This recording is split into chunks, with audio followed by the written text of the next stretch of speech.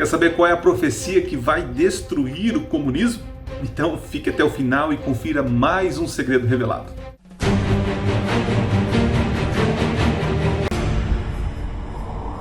Olá, seja bem-vindo a mais um vídeo do canal Minuto Profético. Que bom que você está aqui junto comigo assistindo esse vídeo e eu quero agradecer a sua paciência porque já faz um tempo aí que eu não tenho postado nenhum conteúdo em vídeo. Eu peguei mais firme aí no podcast Minuto Profético. Se você gosta de ouvir podcast, tem um link aqui na descrição desse vídeo, tá certo?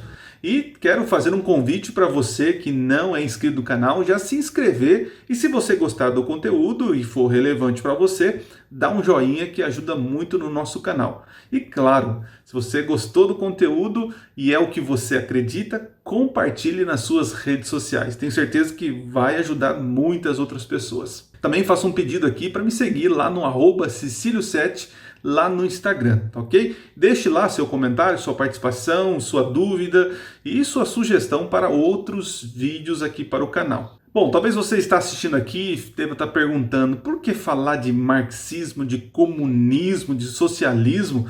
Pastores têm outras coisas para fazer, por que não pregue o evangelho? Eu já vi esses comentários, né? Mas veja, toda ideologia que vai contra o evangelho, que vai de alguma forma prejudicar o avanço do evangelho, nós pastores temos que falar. E é o tema do momento, né? A política aí está fervilhando no Brasil e é importante a gente deixar claro as nossas crenças.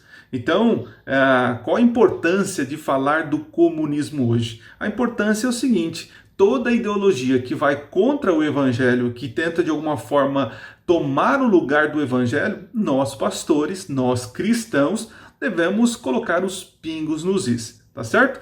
Então aqui não vou falar sobre marxismo cultural, né? Apesar de eu acreditar que existe um tipo de filosofia, né? Sondando as nossas universidades, sondando o pensamento aí mais jovem, tentando de alguma forma construir, posso dizer, galgar poderes, né? Mas eu não vou usar aqui esse termo.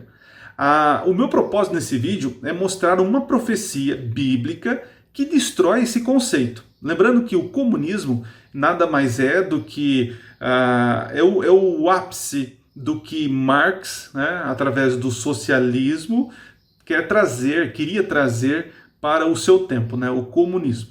Muito bem. Então, vou apresentar aqui uma profecia que destrói esse conceito, coloca por terra essas ideologias. Apesar de eu achar fascinante a questão do conceito marxista sobre estruturas de poder, inclusive eu tenho lido alguns livros, né? Já li vários, né? Mas recentemente terminei aqui, eu quero mostrar aqui, o do Engels, falando sobre família, propriedade e tantas outras coisas. O Manifesto Comunista, né? Tá aqui. Se você não leu nada sobre esse assunto, né? Se você então não fique dando palpite se você não conhece os dois lados. O interessante aqui, eu quero desafiar você a furar a bolha, né? A gente fica muito na bolha do crentez e esquece de ouvir o que as pessoas que não são cristãs, né? Ou que flertam com o cristianismo estão pensando, tá? E tem o Capital de Marx aqui também, que eu também li, um livro denso, pesado, mas brilhante nos seus conceitos. Só que eles prezam muito a questão da revolução. Mas eu vou dizer para você, não existe nada mais revolucionário do que ser cristão. Até coloquei um verbete novo aí na internet, que tem muita gente procurando ser istas, né? Marxista, feminista, alguns machistas, mas o importante é ser cristianista. O que é o cristianista? Cristianista é o cristão que é militante, né? Devemos ser militante em favor do evangelho. Mas, sem mais demora, vou falar aqui uma profecia que destrói, põe por terra a ideologia, a utopia comunista, tá bom? Esse é um vídeo que eu gravei há muito tempo atrás, não muito tempo atrás, né? Mas vocês vão ver a diferença aí de mim hoje, né, com o meu eu do passado. Então, rapidinho aqui, a profecia de Daniel, capítulo 2. Confere aí. O capítulo 2 de Daniel é cheio de acontecimentos, mas eu queria ir para a parte já final. Só um resuminho para você entender o que acontece no capítulo 2. Nabucodonosor, o grande rei de Babilônia, tem um sonho, e esse sonho é perturbador. Só que quando ele acorda, ele esqueceu o sonho. Então ele chama todos os seus religiosos do reino. E esses religiosos, eles não conseguem dar o que o rei quer. O rei quer o sonho e também quer a interpretação do sonho. E o rei então falou: se vocês não me disserem o sonho e a interpretação, todos os sábios, todos os religiosos serão mortos. Daniel seria morto junto com seus amigos. Daniel, muito sábio, pediu um tempo para o rei e orou ao Senhor. E naquela noite convidou seus amigos e juntos oraram, pedindo ao Senhor: Senhor, nos revela para que nós sejamos poupados da morte. Na manhã seguinte, Daniel ficou muito feliz porque Deus deu o sonho e a interpretação para ele. E esse sonho e a interpretação é o que nós vamos falar agora. A interpretação que segue agora é uma visão não somente minha, mas de alguns comentaristas. Mas eu convido você, desafio você a pesquisar sobre o assunto. Então vamos lá. Daniel, no outro dia, vai à presença do rei. Chegando lá, ele conta para o rei que não é dele a interpretação e nem o sonho, mas é que o Deus de Daniel deu a ele depois que ele orou e pediu. Isso é muito bonito, né? A honra e a glória não é para Daniel, mas é para o Deus de Daniel. Aprenda essa lição. Daniel conta o tão curioso sonho para o rei. O rei estava dormindo e sonhou com uma imensa estátua. Só que essa estátua era dividida em partes. A cabeça era de ouro. Os peitos e os braços eram de pratas, o ventre de cobre, as pernas de ferro e os pés eram em partes de barro e em parte de ferro. Só que de repente, do nada, sem alguém lançar, aparece uma pedra no céu e essa pedra vem com toda a força e atinge o pé da estátua, destruindo toda a estátua. E a própria pedra agora começa a crescer e se torna um monte gigantesco. Esse foi o sonho, um sonho interessante e curioso, mas agora vem a interpretação. Vamos agora dar nome aos bois. Daniel já diz o significado da cabeça de ouro, diz que é Babilônia. É o tempo que Daniel vivia. O reino de Babilônia governou o mundo 605 a.C.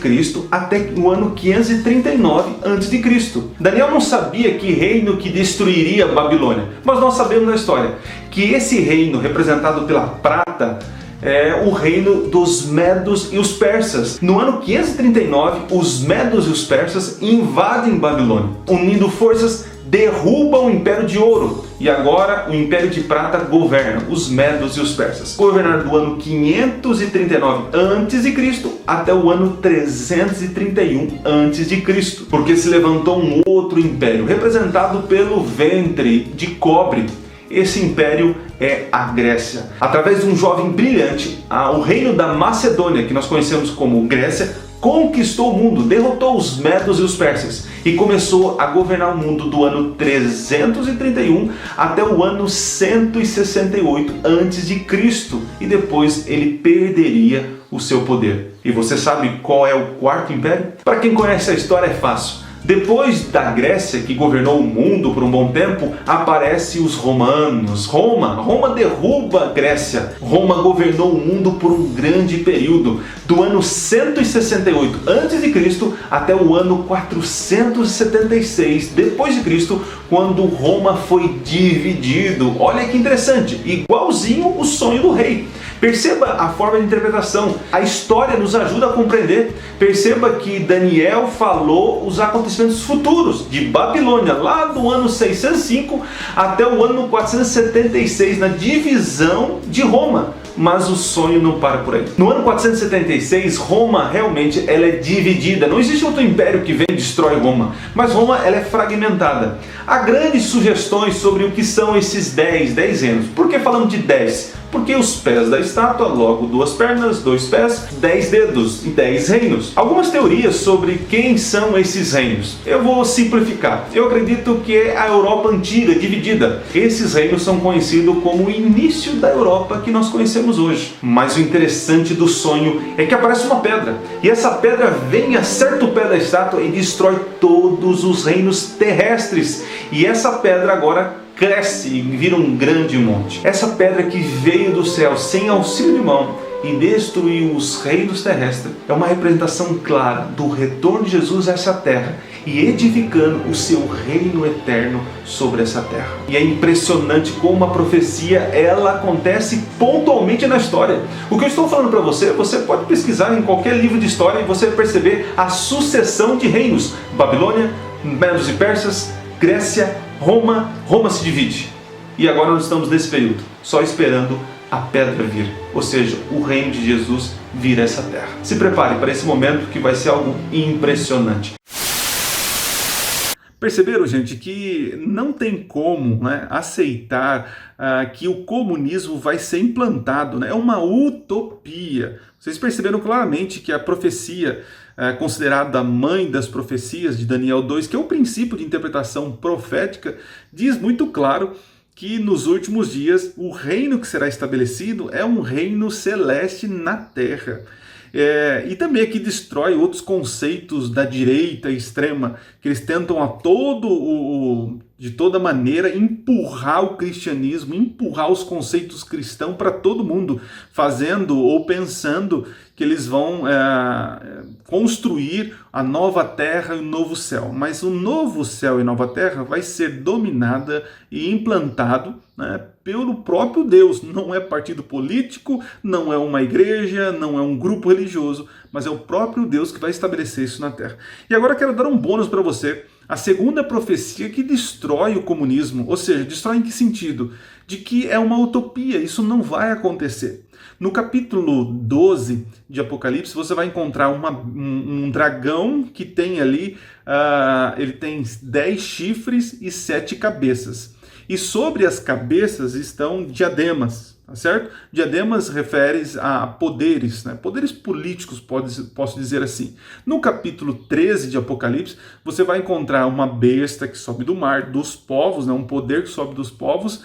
E agora, interessante que também tem 7 cabeças e também tem 10 chifres, porém, os diademas, as coroas, que representam poder político, estão agora sobre os 10 chifres. Ali é uma referência a Roma, que se dividiu e teve 10 reinos que dominavam ali um momento da história. E esse poder surgiu de Roma. Mas lá no capítulo 17, nós encontramos uma outra besta, né? E essa besta, ela também tem 10 chifres, tem 7 cabeças, porém não tem diademas. Não tem diademas. O que seria isso? O que poderia estar nos dizendo?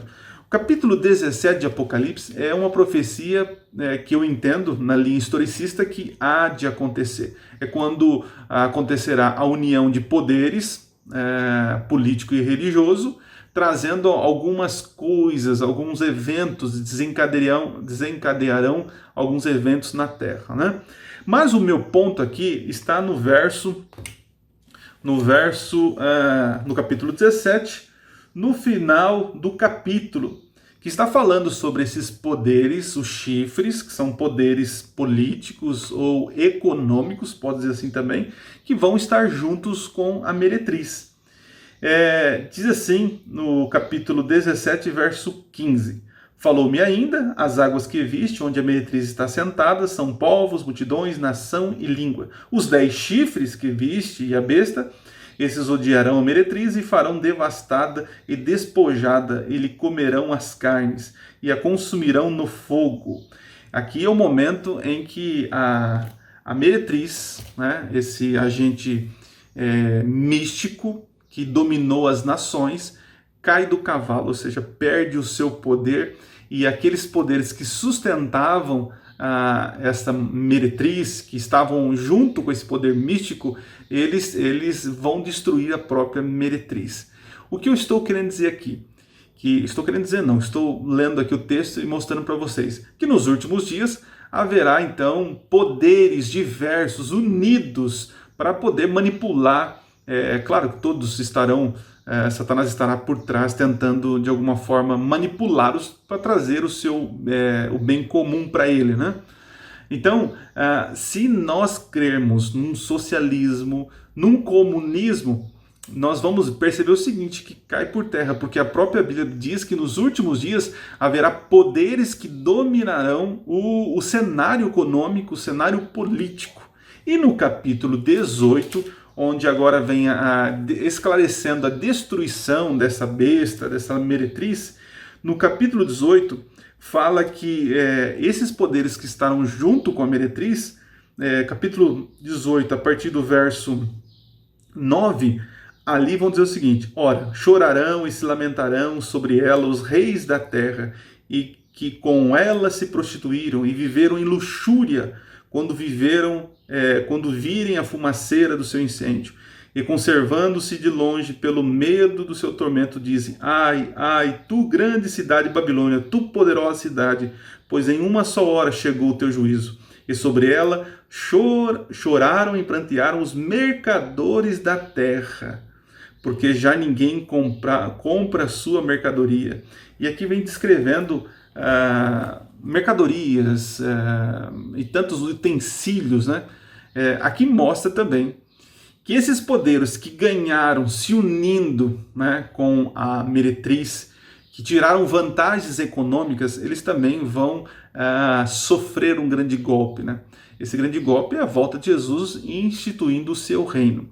Então, perceba que o cenário para os últimos dias não é um comunismo. Isso não vai ser implantado. Isso é uma utopia terrestre. E as profecias bíblicas indicam que haverá uniões de poderes e um capitalismo selvagem. Isso é verdade, um capitalismo selvagem, onde pessoas vão tirar lucro da situação. Poderes vão se unir, como Apocalipse capítulo 3 diz, poder econômico, político, para tirar vantagem e tentando trazer aí uma narrativa confortável, uma narrativa de segurança, de paz. Mas os fiéis de Deus, os que guardam os mandamentos de Deus e têm a fé em Jesus, sofrerão perseguições por não aderirem a essa união, né? E essa união não posso dizer que é um bem comum em questões sociais. Pelo contrário, muitos poderosos vão tirar proveito dessa situação. Então você perceba que não haverá um comunismo. Então a Bíblia está repleta dizendo que essas ideologias, o comunismo, ela não será implantada. Então, querido, você que é cristão e fica flertando com esse tipo de coisa, tome cuidado, porque é uma utopia. Se as profecias, por exemplo, de Daniel capítulo 2 se cumpriu exatamente até agora, você não acha que a última parte que está para se cumprir, ela também vai se cumprir? Então, fiel é a palavra do Senhor. Que Deus te abençoe, te ilumine e não compre o pacote completo dessas ideologias. Tem ideologias aí falando coisas bonitas, interessantes, mas junto com essas bandeiras bonitas de bem comum, de cuidado com a minoria, vem um pacote cheio de porcaria. Cuidado, você é cristão, você está aqui para vivendo de passagem. Temos nossas obrigações com o governo, com as autoridades, temos que lutar pelo melhor, mas cuidado para tentar forçar a barra, acreditando que estruturas ideológicas trarão o reino de Deus aqui na Terra. Isso serve tanto para quem pensa do lado da esquerda, como também quem pensa do lado da direita. Você é cristão, então siga aquilo que Deus deixou para você. Se você quer mais vídeos sobre esse assunto, sobre assuntos parecidos, deixa aqui no comentário, tá certo? Obrigado pela sua companhia, espero ter ajudado nessa compreensão tão importante e vamos ver se mais para frente aí trazemos mais novidades aqui para o canal, ok? Um forte abraço, nos vemos no próximo vídeo e não se esqueça, Minuto Profético. Nunca foi tão fácil estudar profecias. Valeu!